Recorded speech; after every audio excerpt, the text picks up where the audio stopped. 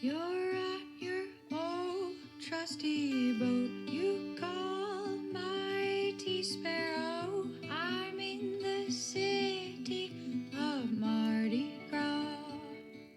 Welcome to the Sailing into Oblivion podcast, where we sit down with everyday people who do extraordinary things. I'm your host, Jerome Rand.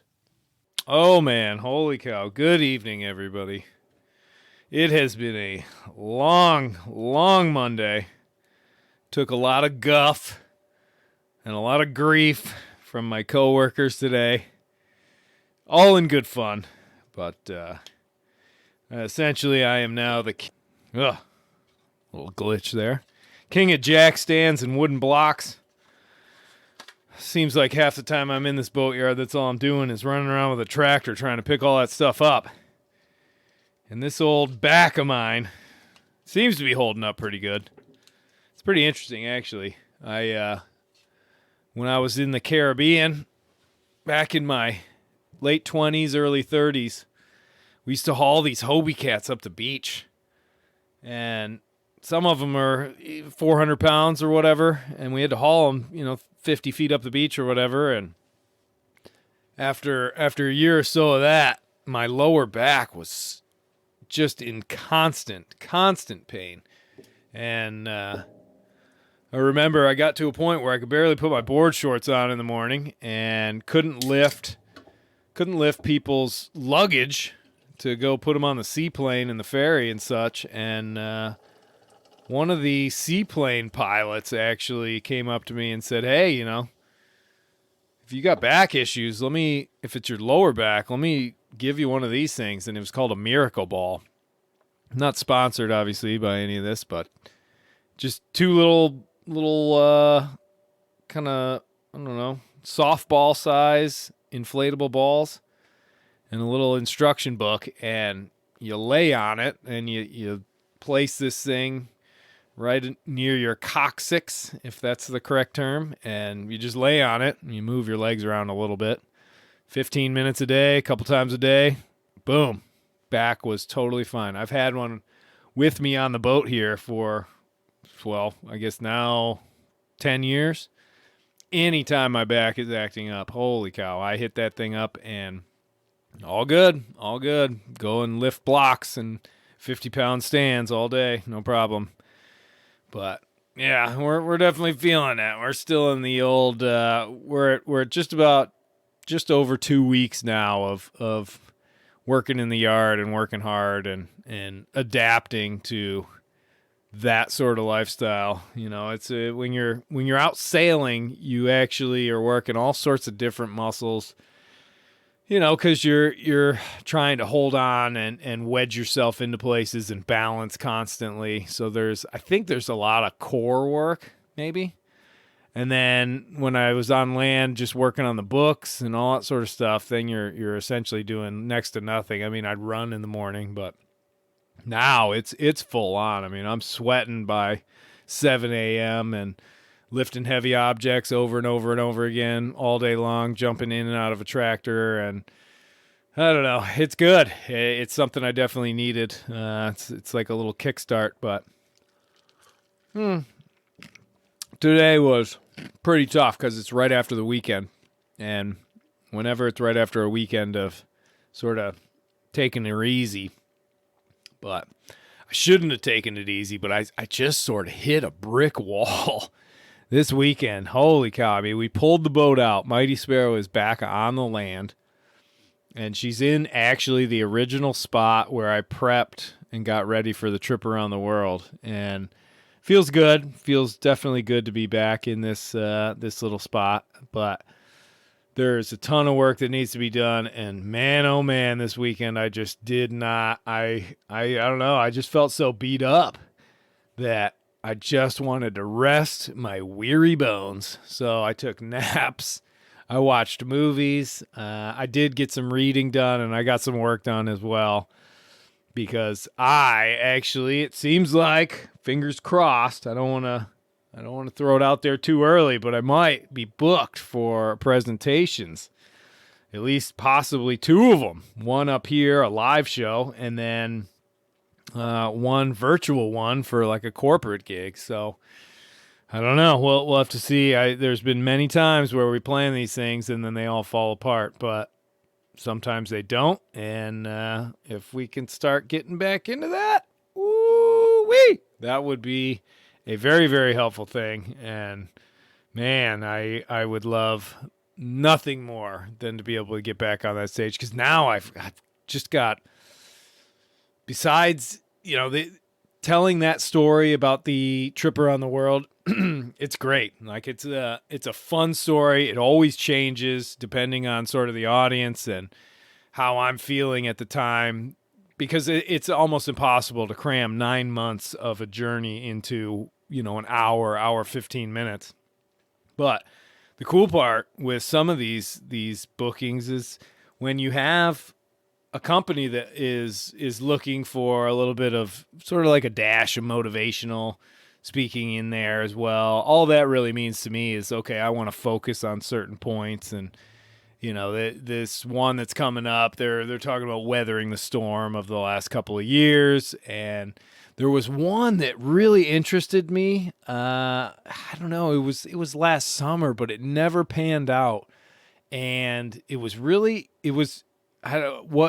different because this company wanted to talk about what it's like to return back to the office and return back to sort of the normal run-of-the-mill, how we did things, and meeting and greeting customers and all that sort of stuff. And that's something I have a lot of experience with, where, you're out, you're dealing with this endeavor that you're in, and you're trying to like punch through it, but you're isolated, and there's no interaction, and then suddenly you're thrust back into life as it usually is, where you have to talk to people and you interact with people and all that sort of stuff. And I thought that one was going to be, I don't know, it was just going to be unique. It was going to be different, and I was pretty excited about that one. But like I said, with all the presentation stuff, it is hit or miss until the contract is signed and everything. You don't actually know if it's actually going to happen. So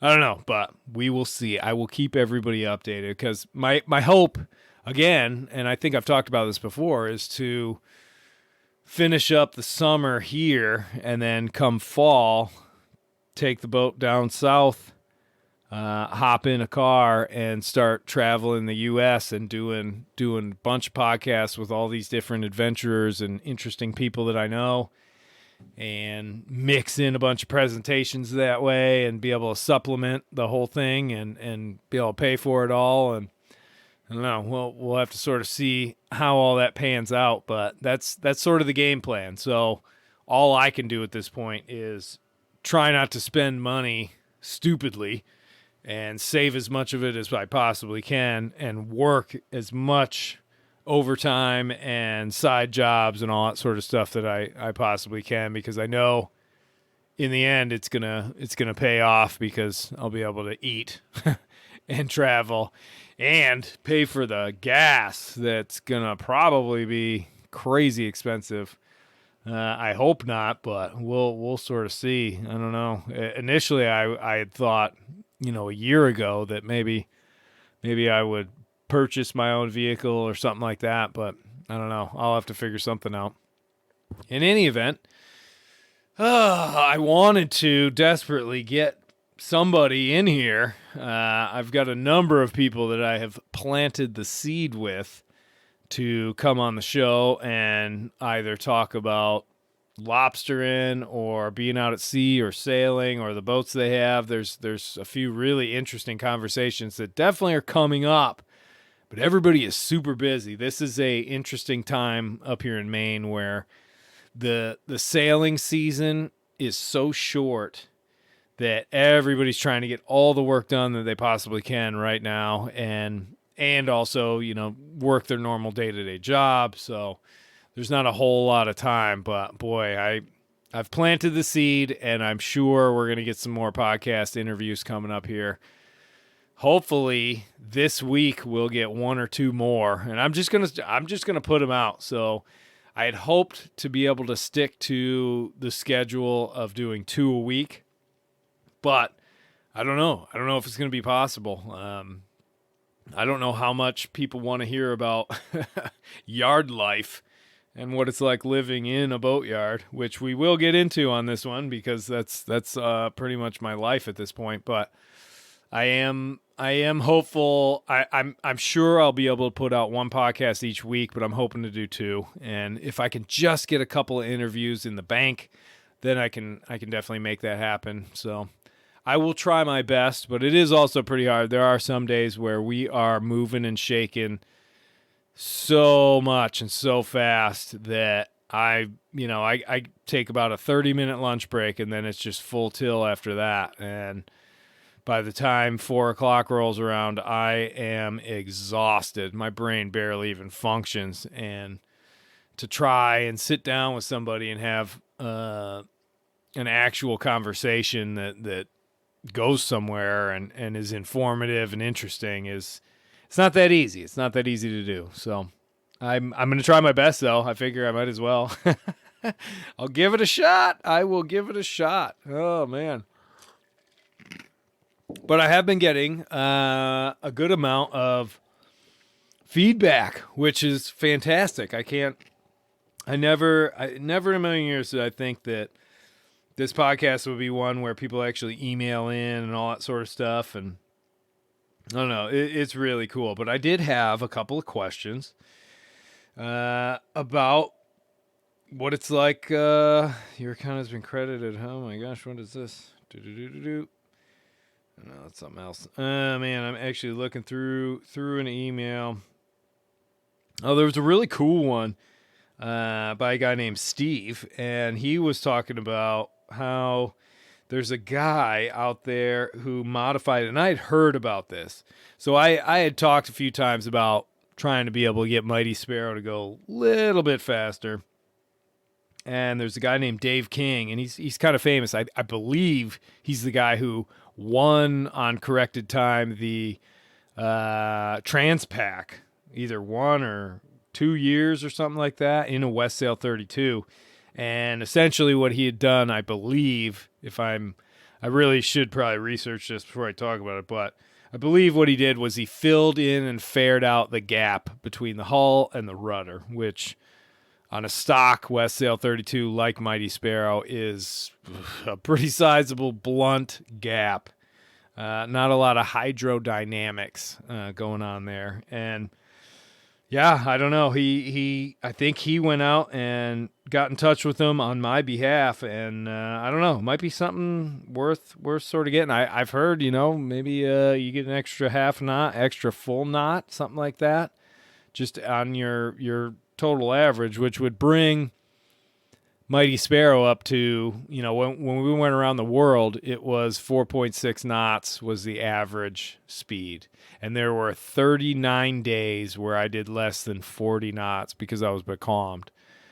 If you were able to do 5.5 knots as an average speed, I mean, we're talking serious numbers. When you have a 30,000 mile trip ahead of you, that's going to be a huge difference. I mean, we're talking about chipping off not only a week, but maybe even a month. So, I don't know. That's pretty cool. But I really do appreciate that, Steve, and reaching out and everything. And I'll reach out to Steve because I don't know. I'm pretty sure, or I'll reach out to Dave because I'm pretty sure that he has posted a lot of that. There's information about what he did and all that sort of stuff to do that modification. And I don't know, definitely pretty cool. The other one was from a guy named Josh. And it's one of those things, I don't want to use people's last names because I feel like a little bit of anonymity goes a long way, especially when you're throwing stuff out into the internet universe. But he had a follow-up question to the subject of the podcast, and he was wondering what gear lessons I learned along the way, and were there things that in the end you needed and other things that you didn't need, weaknesses, or all that sort of stuff when I was out at sea for a number of days. And I mean, obviously there was the issue with the water maker, which is a pretty crucial piece of gear for a long distance, like somebody who's going out there for months and months at a time. And it was just one of those normal Catadine hand pump water makers or desalinator, like emergency pumps. But after a lot of contemplation and using the same one that I've had now on multiple trips and having to use it quite a bit, I kind of have a feeling that first one, I think I'm the one who actually used it improperly, and that's probably why it broke.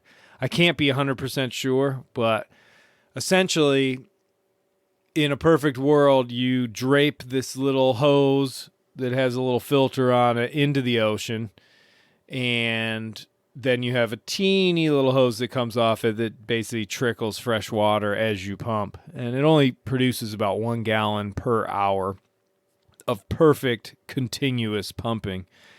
But there's a secondary hose where the filter is, where the vast majority of the extra salty water goes. So there's byproduct. So you're pulling in all the salt water. A teeny bit of fresh water is coming out. But then there's a very huge amount of the salt water that's left over that this little bit of fresh water is produced from.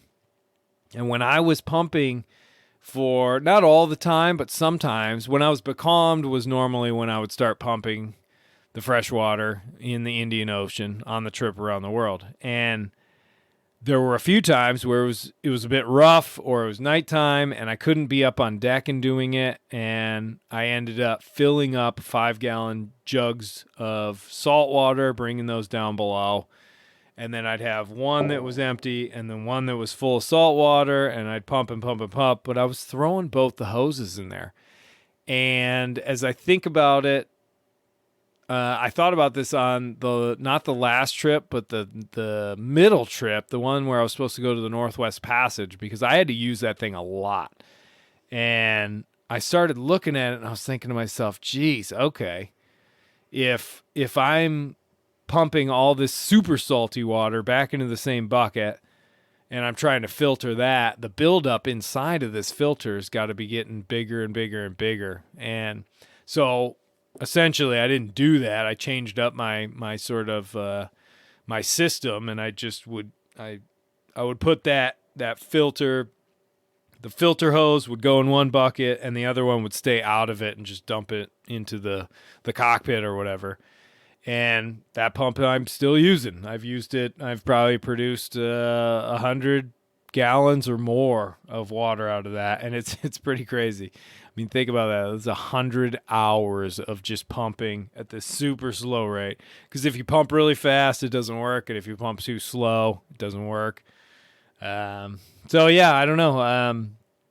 That little gear failure definitely hurt, but I would never go out on a long distance trip without some semblance of a water maker. So ideally, it would be great to have one that you could do manually as well as use electricity for. And I did think about that about 1,000,000 times, trying to figure out a way to use maybe like a cordless drill or a Sawzall or something like that to be able to modify that pump so that I could just, I wouldn't have to actually pump it. But a water maker was definitely super essential. But, as far as things that I had that I found that I never used, there really wasn't a whole lot. I really had to keep everything so basic and so bare essentials because of the budget. I really didn't have a whole lot of extra stuff on board that I thought that, maybe it'd be nice to have this or maybe it'd be nice to have that. I will say on the last trip, one of the purchases that I did make that turned out to be absolutely amazing, like amazing, game changer. And you can probably laugh, but it was just one of those boat beanbag chairs, because the cockpit on a Westsail 32 is not very comfortable for, if you're reaching across the wind and you're heeling over, trying to stay comfortable in this cockpit. I used to have all sorts of different cushions and things like that.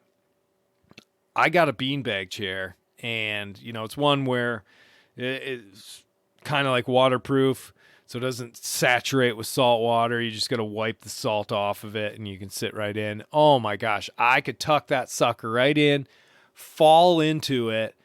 The primary winches, nope, no more digging into the back.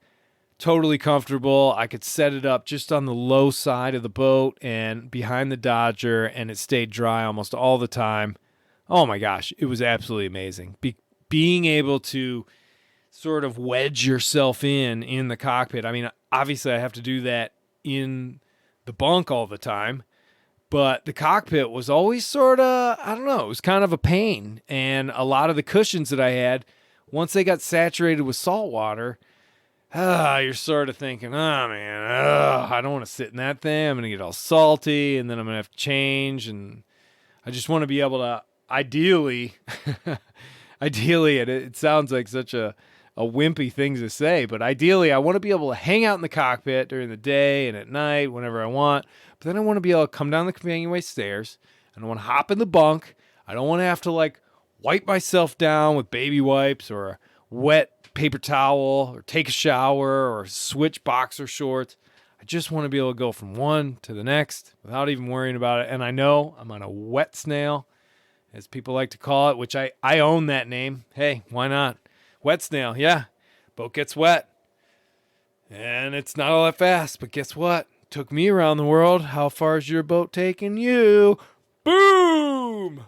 My Westsail family will like that comment, I'm pretty sure. Oh, man. But yeah, other gear, I never really got a whole lot of use out of the Spinnaker. I guess that would qualify. Although the few times, the 3, 4, 5 times that I use it on most trips, because the conditions have to be perfect, it's glorious. I absolutely love it. It's typically one of my favorite times. You just get those flat, calm conditions. The winds are just holding at about 8 knots or something like that, and you throw that Spinnaker up, and Mongo just holds, and boom, you're just sailing along all of a sudden pretty fast. And wow, it is always a pretty magical moment. So even though it's one of those things I barely ever use, I mean, we're talking 0.001% of any big trip I go on, I'm using a Spinnaker. But it is kind of nice. I think for morale alone, it's probably pretty epic. I know there have been times for sure where I have run out of podcasts and audiobooks and things like that, because not every day you want to sit there, and not every day the conditions are great for reading books and things like that. It's always really nice to be able to turn on a Bluetooth speaker and just be able to listen to a story being told in the background. So there were a few trips where I sort of ran out of those, and I wish I would have had more of that for sure. And all subsequent trips, I've always made sure, one, to go into the settings and make sure that when you listen to a podcast, it does not get deleted straight away. That was a lesson hard learned after 2 weeks out at sea. The other one, though, is it's just nice to. It's really nice to have that voice sometimes. You're all alone all the time, and as artificial as it might be, it's another voice, and you can hear it, and it's telling you a story, so you get to listen. I don't know. There's something about that I really like. Obviously, tons of books all the time. I don't know. I'm trying to think of things that didn't work out well. and I can't really think about them too much. I can't, off the top of my head, it's not really coming through. I mean, I've had equipment failures and that sort of thing. But a lot of that's just over time, electronics that go bad, or you go through a pretty severe electrical storm, and then everything seems to want to malfunction. I mean, I know part of Josh's question was getting into, I believe, let me read it real quick, is the AIS stuff. Yeah. So he was wondering about sort of AIS systems and what sort of I used and everything, and for that I always, on the long trips, I always have the system that I'm using, which is a standalone AIS. So it's a transceiver and a transponder, if that's correct. So I'm sending out my position, and I'm also receiving the position of all these ships. And when I say standalone, it's its own little unit. It's not one of those transponders that you have to also be able to use or hook into through the NEH. I can't remember the name. There's a cable where basically everything is allowed to talk to itself or talk to each other, where you can run it into a GPS plotter or into a VHF radio that has AIS, or even get it on your iPad and all that stuff. I have always preferred being able to have stuff standalone, so it doesn't need to, if the GPS is sort of old and starts going on the fritz, and then all of a sudden you no longer have AIS, it's sort of like, hey, I like the fact that the AIS system is off on its own and it's isolated. It has its own VHF aerial. Typically what I have is I'll use the normal VHF aerial for the VHF radio with a splitter, and it has its own GPS antenna, but I always carry a spare backup VHF antenna / GPS antenna that I can hook up to it, which I've had to do before.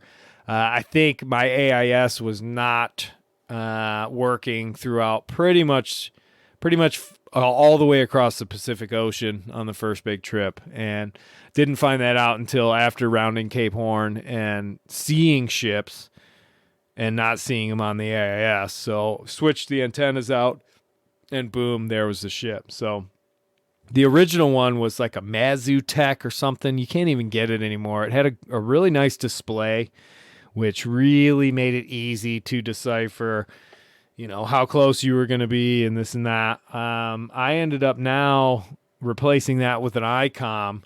Again, standalone. It's got its own screen. That's all it does is AIS. And the display isn't very good as far as, the ships that you see on it are either going horizontally, diagonally, or up and down. There's no sort of in between. You can't really track their progress. Super, super basic, but it works really well. And ICOM, I've had ICOM radios and stuff before, and they definitely seem to be pretty bulletproof. This one, I think I've put easily like 30,000 miles on it, and it's still going really strong. So that one works out pretty good. So yeah, I mean, I'm always sending out my signal, and it's actually sort of the last line of defense. I mean, if I have to choose between, if I could only run one thing on this boat at night or when I'm trying to sleep or anything like that, it's the AIS. I'll turn every other thing off if I have just a trickle of electricity coming out of those batteries. It's all going straight to that AIS, because I don't know, that's the only way I can get a good night's sleep, is knowing that thing is going to alert me when a ship is, 4, 5, 6 miles out and 20 minutes away from a close call. So, like I said, any long voyage, if I were to go out on another big one, I definitely would take a backup system. Probably the same one, I guess, unless they come out with something new. They're expensive. I think the ICOM was somewhere around like $500 for a standalone unit. But I don't know. Because I don't use the chart plotter on this boat at all. It's from like the 90s. And it just, I don't know. I did get from a buddy of mine, Brian. Shout out Brian down there. I don't know if he's still in South Carolina. But he handed me off a nice little Garmin, I believe, GPS that he didn't use. Probably 10 to 15 years younger than the one that I have. And he actually is even sending the cords and all that sort of stuff. Super nice, man. The people in the boating community are just, I don't know. It's really incredible. No matter where you are, whether you're in a marina, whether you're out at sea, whether you're in a boatyard, whether you're in the Caribbean. I mean,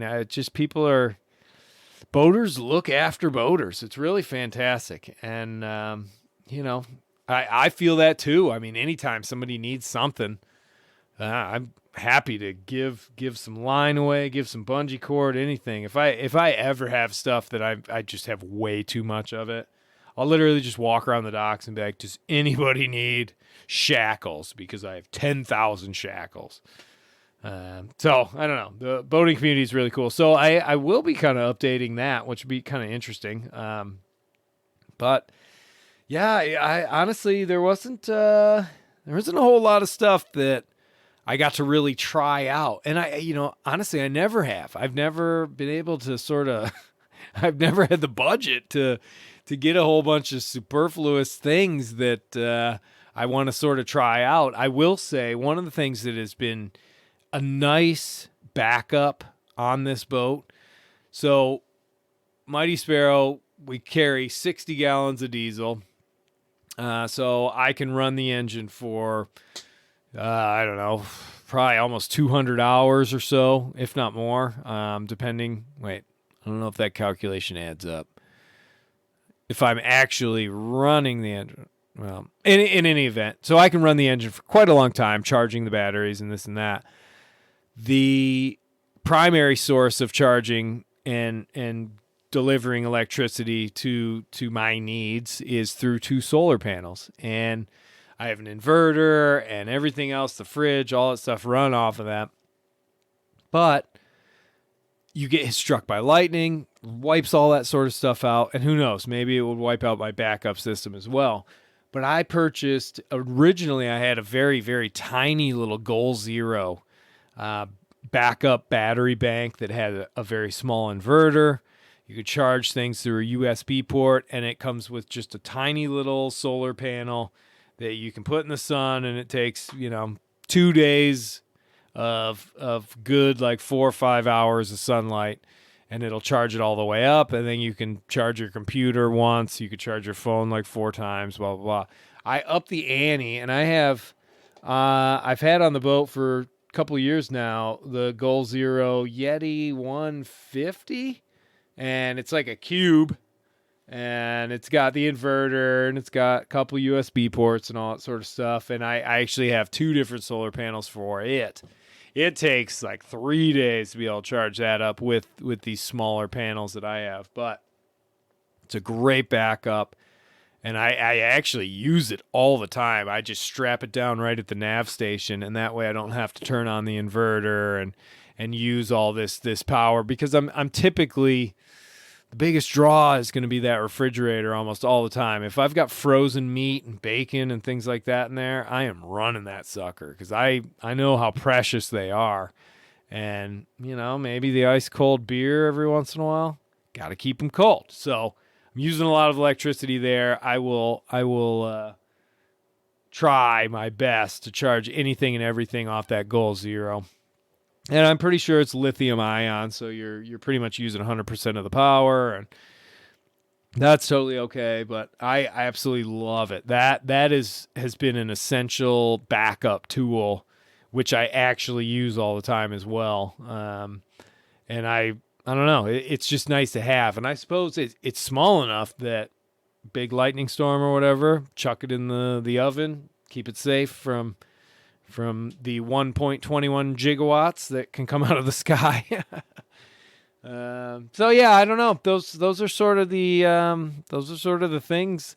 I can't, Josh. I wish I had a bigger list, but I think the fact that I kept things so bare bones from start to finish that I never really came into that position of being like, wow, I never use this, or wow, I never use that. It was sort of like, boy, I really need that. I really need that. Yeah, so those were sort of things, but I really appreciate you writing in and everything, and that's super cool.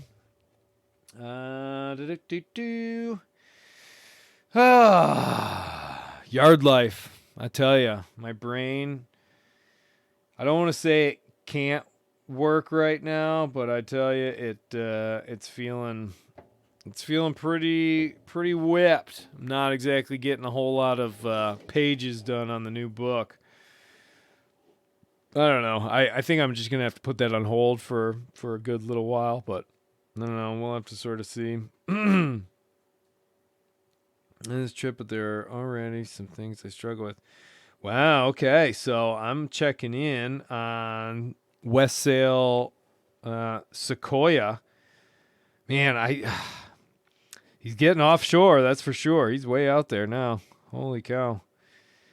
I really want to. I'm waiting until I get permission to talk about this because I don't want to just go on and on about this. But he's getting off the coast, and it's going to be pretty cool to watch. I love watching these long distance trips from the comfort of land, but it does always make me very antsy. You know, there's two things that make me want to go right back out to sea, or are triggers for me to start planning the next voyage. One is when other people are out there and I'm following their trips, all I can think is like, oh man, I want to be out there too. And I see the wind patterns that they're going through, and I'm like, oh, it's so good. He must be just flying along.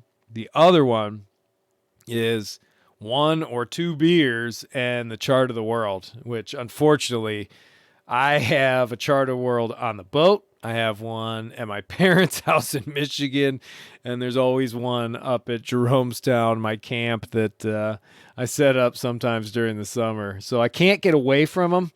And obviously 1 or 2 bush lights, and all of a sudden I'm plotting and planning and staring at this chart, and the next thing I know, I'm trying to figure out if I can pay for it or not. That's sort of how my life has gone for the last 6 years. Oh man. And I'll tell you, one of the biggest drawbacks right now is I'm starting to see that my bulletproof, super crazy Sven built sails are coming to the end of their life. So if I want to do some more big sailing, I've got to get a new set of sails, a new mainsail, a new staysail, and some sort of working jib, Yankee type thing, something that's, 100% or whatever. Nothing big, because I like to buy old drifters and all that stuff because the boat's old. But yeah, it's gonna take a new set of sails, so we're looking at like 10 grand. But I am working, and we're working a lot, so I should be able to save some of that, and then be able to hopefully commission some sails to get made. But we'll have to sort of see. Sven's out there building these airships, and hopefully he'll obviously he's got all the connections still with North Sails and with Doyle and all that sort of stuff, but it would be nice to be able to get the old brothers discount if that's even possible anymore. I don't know. I mean, you can always go the route of searching Bacon Sails and seeing if there's some old used sails that'll work, because I don't know. In my book, you can get a brand new set of sails for a certain amount of money, or you can spend half as much money and buy 2 or possibly 3 sets of sails that are old and used. The only problem is you just never know. I mean, I've definitely bought some sails from them, and they've come, and boy, they don't fit this boat at all. And I try and use them, and then they fall to pieces. I mean, but the vast majority of stuff I've got from Bacon Sails has been fantastic. Man, it's interesting. This podcast, I've shouted out so many different companies. I do almost feel like I wonder if this is what it's like to have sponsorships. Although, usually the people that are sponsoring other podcasts, I think I don't know. I feel like it wouldn't be any of the stuff that I'm actually using, and I don't know. I kind of would feel bad about trying to sell some sponsorship of something that I don't use. It wouldn't make too much sense. Like, in any event, but yeah. So I don't know. The brain is sort of scattered. It's late. I've been going to bed super early and getting up super early. Maine is nuts. It gets light at 4 a.m.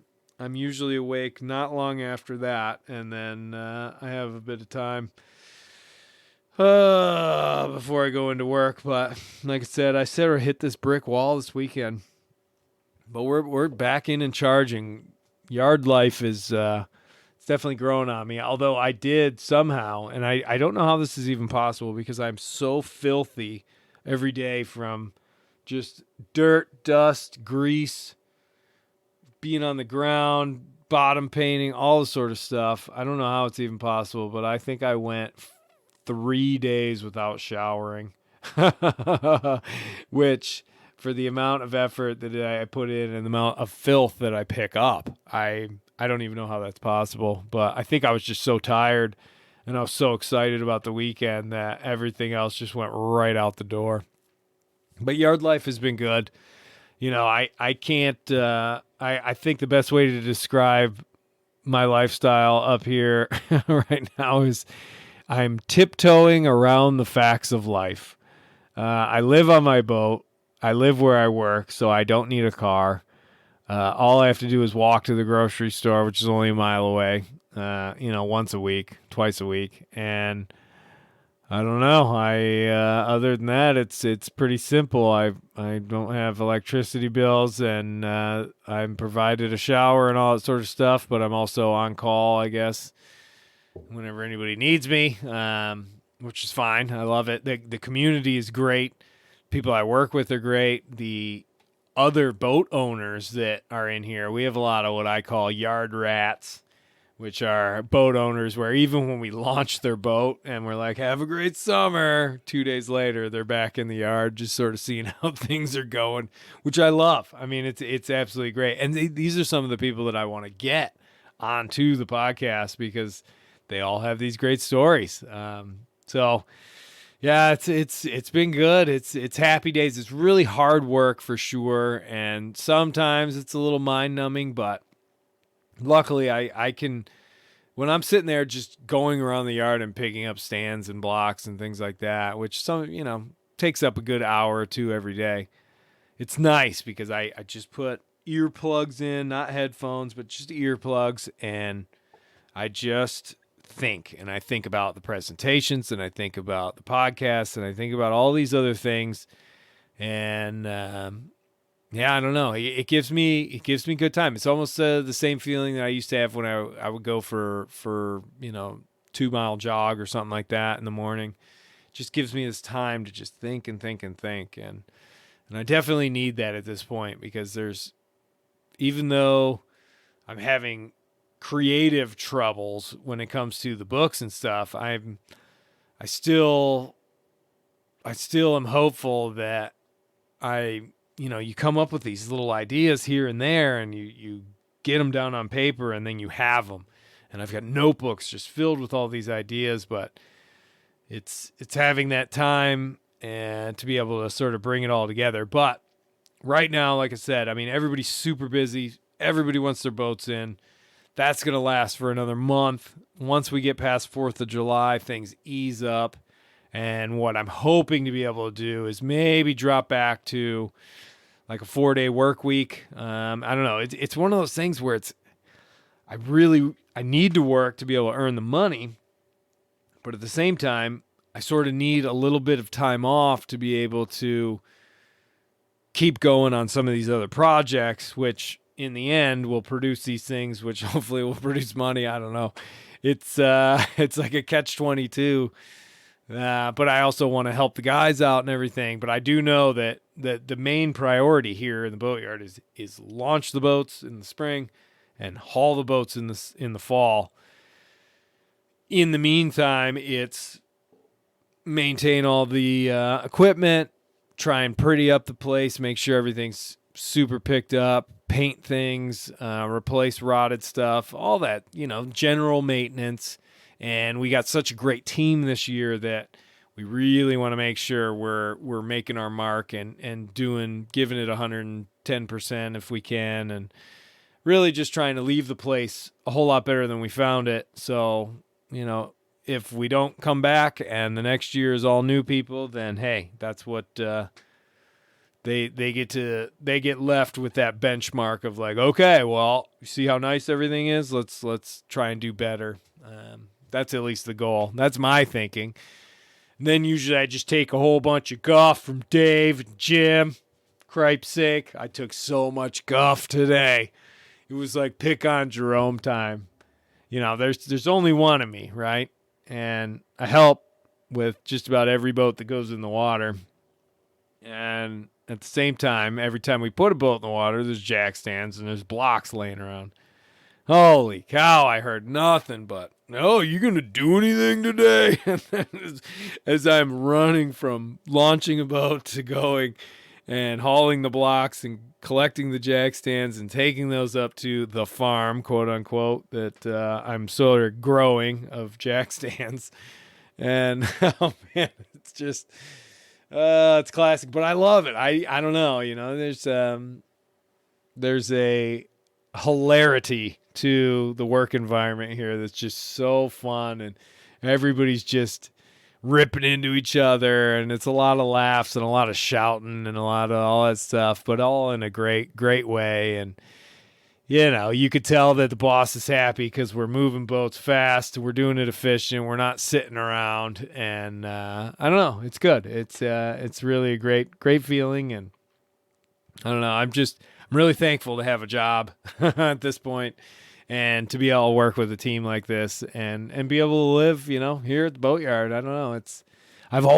All the jobs I've ever had, I've always lived where I work. And that's like part of the appeal of that sort of lifestyle, is that, again, you get to tap dance around things like rent and bills and all that sort of stuff. I mean, what could be better? I don't know. I've always sort of searched for any way possible to simplify life so that you can spend the vast majority of your time not worrying, but enjoying. And that's what I try to do. So, well, I'd rather not just sit here and pontificate while I'm this exhausted and actually just need to go to sleep. It's almost, oh boy, it's 8:21 in the PM. Jeez, past my bedtime. Yikes. I got to get up extra early tomorrow because I left a lot of jack stands out there. I was so tired at the end of the day.